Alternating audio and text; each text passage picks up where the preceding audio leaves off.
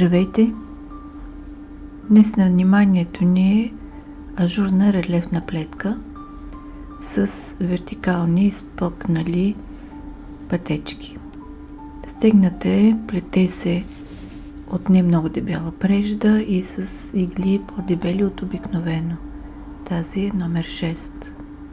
Схемата е от 4 бримки и 2 реда. Започваме. Броят на бримките на мострата ми е кратен на 4, плюс една допълнителна и 2 крайни бримки. Първият ред е от лицевата страна и тук плетем последния начин. Изплитаме една лицева извън схемата, след което влизаме с дясната кука в четвъртата бримка, изваждаме дълга бримка и изплитаме лицево за предната стена останалите 3. След което спускаме четвъртата. Изваждаме бримка от четвъртата, изплитаме 3 и пускаме четвъртата. Изваждаме дълга бримка, изплитаме 3 и пускаме четвъртата. И плетем така до края на реда.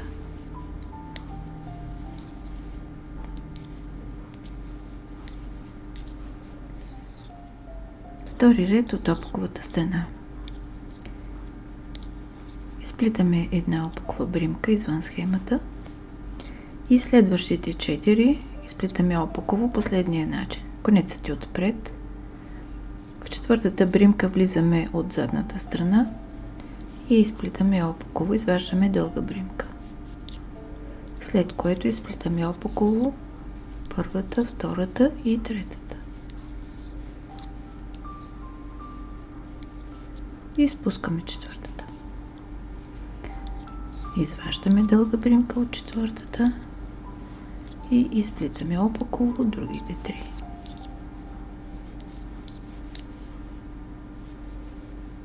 Изваждаме дълга бримка.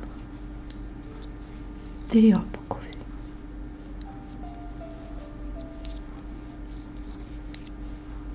И продължаваме така до края на реда.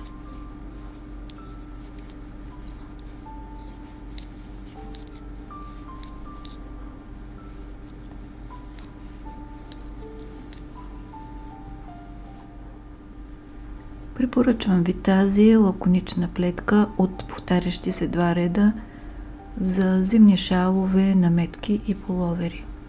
Надявам се, че сте я харесали. Има много приложения и в бебешките и детски плетки. Всяко изделие, изплетено с нея, ще добие луксозен вид.